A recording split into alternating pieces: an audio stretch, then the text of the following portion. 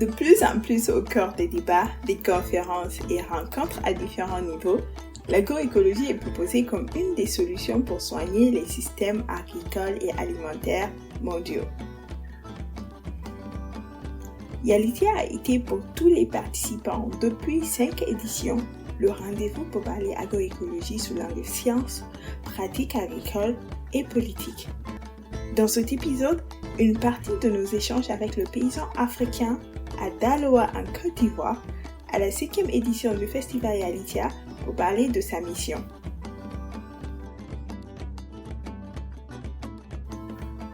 Cet épisode est un produit du partenariat entre les Jeunes Volontaires pour l'Environnement Côte d'Ivoire et l'Agroécologie Fund.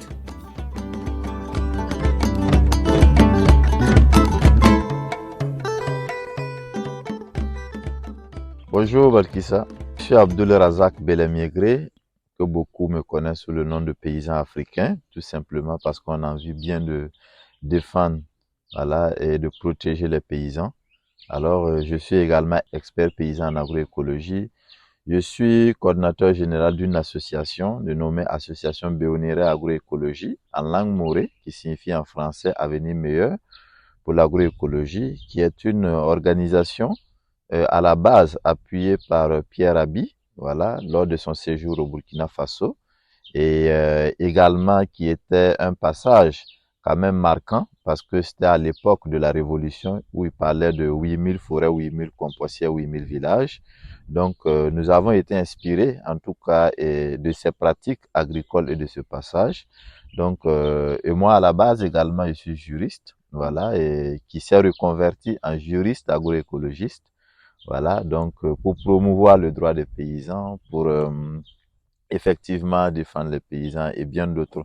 Tout ce qui est en lien avec la paysannerie, je m'intéresse beaucoup. Je vous rencontre pour la première fois, enchantée, au festival Yalitia. Pourquoi ce festival? Alors, je dirais que c'est ma 5e fois de Yalitia, et à Daloa ici. Cette 5e fois, je dirais quand même que, comme vous le constatez avec moi, il y a de l'engouement autour des jeunes, autour des femmes, qui s'intéressent bien à la promotion des pratiques durables et respectueuses de l'environnement. Je vais répéter une de vos phrases. Vous disiez « La dignité paysanne commence avec l'autonomisation sémencière ». Pouvez-vous nous en dire plus? Alors, donc, si je dis tout simplement que la dignité paysanne commence toujours par une autonomisation sémencière, ça veut dire tout simplement que quand vous regardez la genèse de notre agriculture africaine, les gens pouvaient ne plus avoir à manger, mais ils n'en consomment jamais leur sémence paysanne. Parce qu'ils savent que la sémence paysanne, c'est la vie, c'est la source de l'agriculture, c'est ce qui permet à l'agriculteur d'avoir sa dignité parce qu'il va en utiliser pour reproduire la saison prochaine. Alors, et vous allez voir que la femme était à la base, nos mamans étaient à la base de la production et de la conservation de la sémence paysanne. Et une femme qui détient une sémence, une femme qui produit sa sémence, une femme qui est la mère de l'humanité, et aujourd'hui qui préserve sa sémence et qui n'a plus sa dignité. Et avant, nos parents savaient très bien que celui qui a sa sémence, c'est celui qui possède son autonomie, c'est celui qui possède sa dignité. Alors, différemment aujourd'hui avec la venue de l'agro-industrie qui ont piétiné un peu tout ce système paysan. C'est pour ça d'ailleurs je dis que il nous faut encore reconstituer toutes nos banques de semences parce que la voie d'autonomisation se retrouve dedans. Tant qu'on n'a pas la sémence, on n'a pas de vie. Et c'est pour ça d'ailleurs je parle de la dignité paysanne à travers la sémence paysanne. Quel est le travail que vous êtes en train de faire avec la base ou avec les communautés, pas seulement au Burkina Faso, mais avec d'autres réseaux de personnes très motivées comme vous pour enclencher cette transition-là? Alors, donc, je pense qu'avec nos communautés, au Burkina Faso, tout comme d'ailleurs, on se retrouve aujourd'hui en Côte d'Ivoire, c'est une évangélisation en quelque sorte. Il faut passer le message évangile agroécologique parce que c'est ce qui est très important. Il faut une sensibilisation, il faut des échanges, il faut des partages, il faut des formations auprès de ces communautés qui attendent fortement d'un changement de paradigme, c'est-à-dire tout simplement d'une transition agricole. Nous sommes aujourd'hui possédés par la production agro-industriels, les produits chimiques, les produits de synthèse qui nuisent à la santé humaine. Et les agriculteurs ont du savoir, mais malheureusement, ils ne savent pas qu'ils possèdent une banque de savoir. Et nous, aujourd'hui, étant des leaders de ces organisations de la société civile et détenteurs en quelque sorte de savoir et de savoir-faire en agroécologie, c'est à nous d'aller vers ces communautés-là, de les sensibiliser, de leur montrer que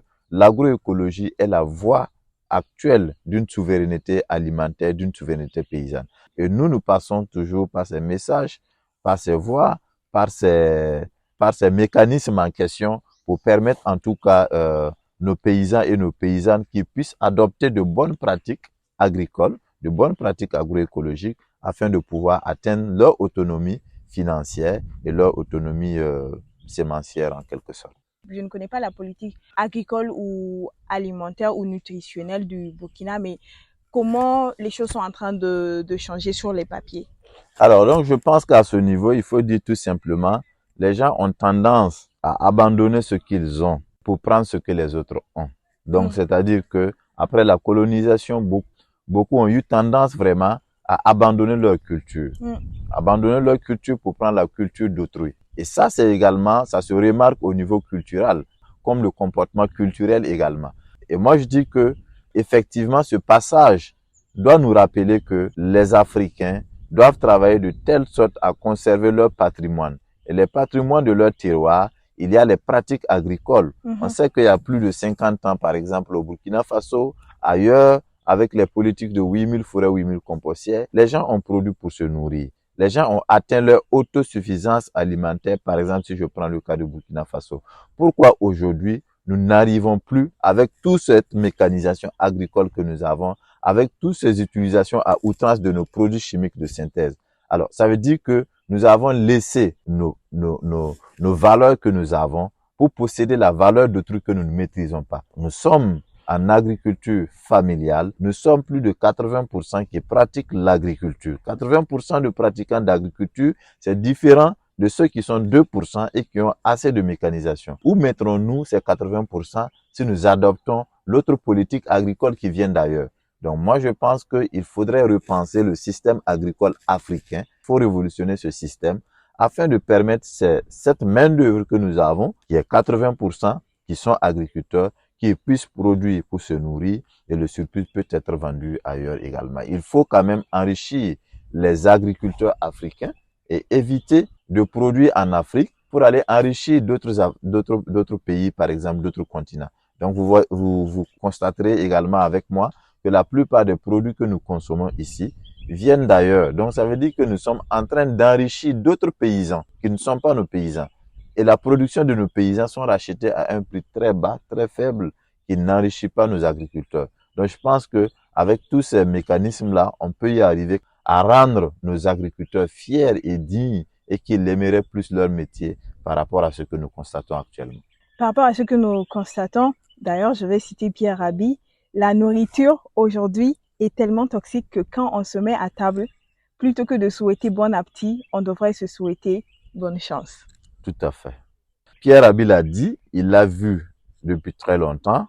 Ce qu'on consomme, notre aliment est notre médicament. Et je rejoins toujours la sémence paysanne en disant que la sémence est, au-delà d'être des graines pour produire, pour reproduire, c'est un médicament. C'est de l'alicament pour nous parce que tout simplement, on utilise pour se soigner. Partout et ailleurs en Afrique, vous verrez des gens qui cultivent uniquement des semences pour pouvoir se soigner avec, pour faire des travaux rituels avec. Alors, aujourd'hui, nous avons abandonné tout ça. Nous avons utilisé des produits chimiques. Quand vous mangez, vous ne savez pas quand est-ce que vous allez mourir. Parce que tout simplement, c'est bombarder des produits chimiques de synthèse qu'on ne sait même pas l'origine. Et c'est ça le comble. On utilise même par exemple des produits qui sont des produits de synthèse utilisés pour lutter contre des ravageurs de coton. Et on utilise ça en produits maraîchers alors qu'on sait que la plupart de nos crudités ne passent pas sur le feu. Donc tout ça, ce sont des aspects aujourd'hui qui nous donnent des maladies sans nom. Des maladies sans nom parce que ce sont des maladies qu'on ne trouve pas couramment. Des cancers et bien d'autres, vous verrez ça. Moi, je trouve que c'est tout ça qui fait aujourd'hui qu'on dit que la santé commence toujours par ce que nous mangeons. Si ce que nous mangeons est sale, c'est obligé que nous tombons malades. et que nous observons des AVC et bien d'autres. Les agriculteurs sont conscients aujourd'hui et c'est ensemble, à travers le mouvement comme ça, comme vous le voyez, nous les sensibilisons, nous leur faisons comprendre que nous devrons changer, nous devrons être vigilants, nous devrions travailler de façon intelligente en agriculture aujourd'hui. À quel moment vous avez découvert votre mission? Parce que Mark Twain dit, les 2 jours les plus importants de ta vie, c'est le jour de la naissance et le jour qu'on découvre sa mission. À quel moment vous avez découvert votre mission? Ou est-ce que vous pensez que vous avez découvert votre mission? Comme je vous l'ai dit d'ailleurs, je suis juriste à la base, mais après je me suis posé la question, nos agriculteurs aujourd'hui sont abandonnés. Nos agriculteurs aujourd'hui sont des gens qui n'ont pas de voix. Et moi je me dis que, alors qu'ils sont ceux-là qui représentent économiquement notre pays, culturellement notre pays, la valeur de notre pays. Parce qu'un peuple qui se nourrit pas jusqu'à sa faim est un peuple qui n'a pas de droit, c'est un peuple qui n'a pas de liberté. Alors que les agriculteurs, non seulement ils sont nombreux, et également c'est eux qui produisent l'alimentation à nos citoyens chaque jour que Dieu fait.